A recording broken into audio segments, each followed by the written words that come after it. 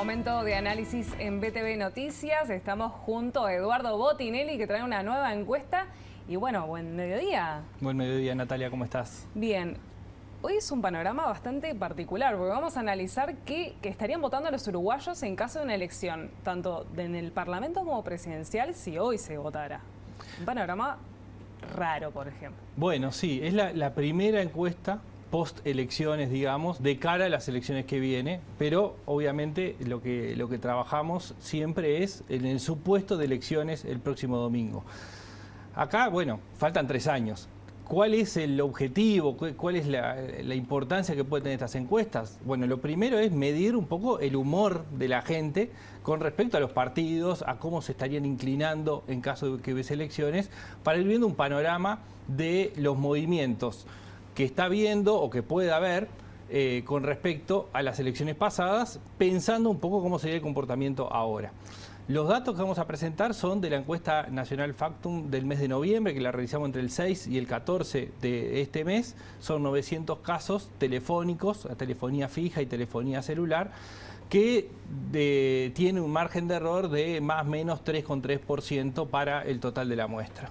Entonces, ¿qué surgió de esta encuesta? ¿Qué votarían los uruguayos si las elecciones fueran el domingo? Bueno, ahí lo que tenemos en el gráfico es que muestra un 39% de intención de voto para el Frente Amplio, un 30% para el Partido Nacional, un 9% Cabildo Abierto, 8% el Partido Colorado, luego aparece el Partido Independiente con 2%, el Partido de la Gente y Unidad Popular con un 1%, otro 1% que se vuelca a otros partidos, y luego tenemos un 2% que votaría en blanco o anulado, y hay un conjunto de un 7% que están indefinidos. Es decir, si las elecciones fueran el próximo domingo, no sabría o no tiene decidido o no se define por quién votaría. Ahora sí, lo dividimos entre coalición multicolor o el Frente Amplio. ¿Cómo queda? Ahí tenemos, digamos, lo que son los grandes bloques en los que se ha conformado el electorado, el país, en tanto políticamente como electoralmente. Y ahí lo que tenemos es que terminamos conformando un escenario que tiene un 50%, que la suma de los partidos que conforman la coalición multicolor, el 50%. La izquierda, acá sumamos lo que es el Frente Amplio con Unidad Popular, alcanza el 40%. Y tenemos un 10% entre voto neutro, que es el voto en blanco anulado, más otras opciones que alcanzan un 1%, más el 7% de los indefinidos. Este escenario de 50%... 10% clave, ¿no? Bueno, es absolutamente clave cómo se comporta de aquí hacia las elecciones. Falta mucho, de nuevo, claramente, para que sean las elecciones. En este escenario es decisivo, es un país que tiene una división importante en su electorado, y este mismo resultado es muy similar a lo que se vio, por ejemplo, en el comportamiento de las elecciones de septiembre del año pasado, las departamentales. Si nosotros juntamos los votos a los partidos de la coalición en las departamentales de todo el país, suman el 50%, y el Frente Amplio el 40%. Es decir, hoy el escenario se muestra muy similar a lo que vimos en las elecciones departamentales del año pasado, y no muestra grandes variaciones, como vamos a ver ahora después, respecto a lo que son las elecciones pasadas, ¿no? O sea, pero hicieron un comparativo de lo que serían las elecciones de 2019 a lo que sería esta elección con los datos que surgió de esta encuesta. Sí, ahí lo que vemos es, digamos, qué movimientos podemos apreciar con respecto a las elecciones, considerando que estamos comparando elecciones contra la encuesta. Es decir, aparecen los indefinidos que no existen en una elección nacional. ¿Por qué comparamos con las elecciones y no con una encuesta de 5 años atrás? Acá hay un elemento importante. Hace 5 años no existía Cabildo Abierto, ¿no? Ese es un primer elemento clave de por qué no podemos comparar con 5 años atrás. Hubo un cambio importante que sucedió en 2019, que fue la aparición de Cabildo Abierto.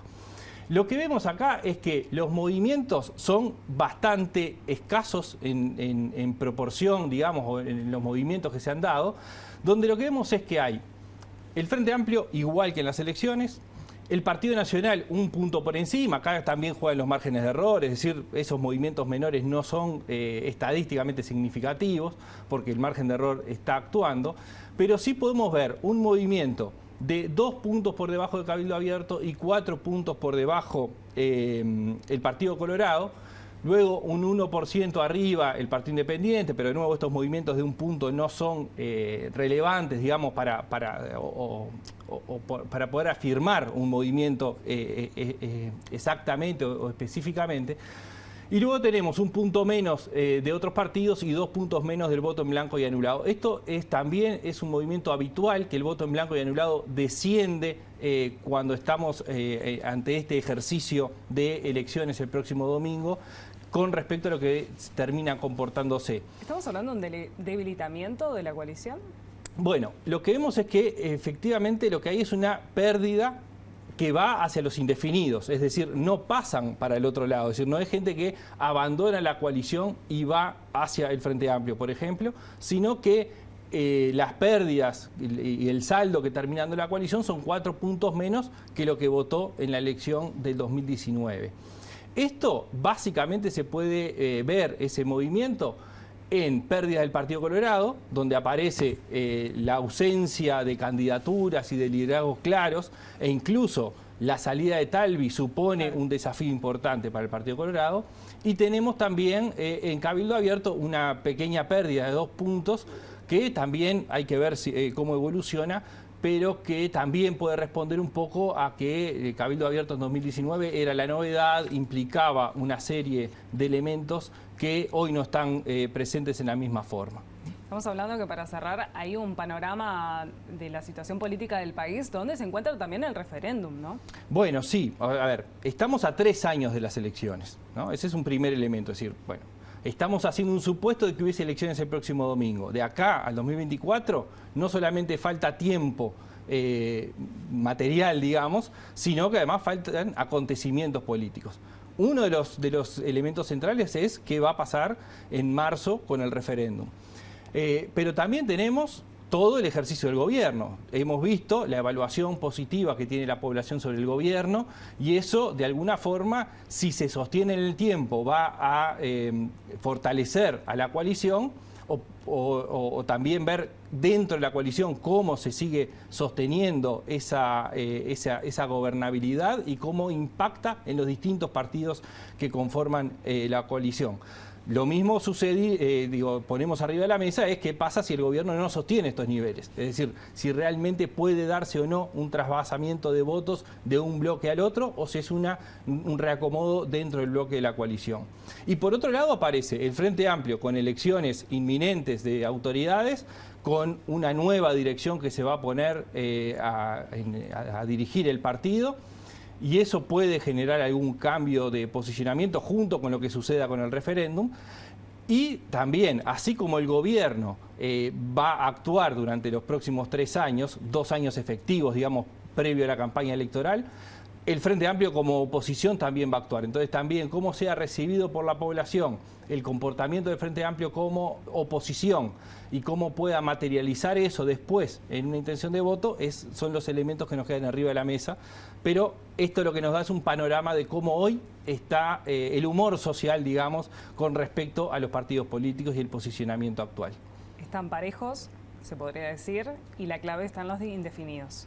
Sí, digamos, es un escenario muy parecido a lo que vimos en 2019 en este momento. Es decir, no ha habido grandes cambios que puedan marcar un cambio justamente en el humor de la ciudadanía si hubiese elecciones. Muchísimas gracias, Salvador. Gracias a ti. Momento de hacer una breve pausa, enseguida volvemos con más información.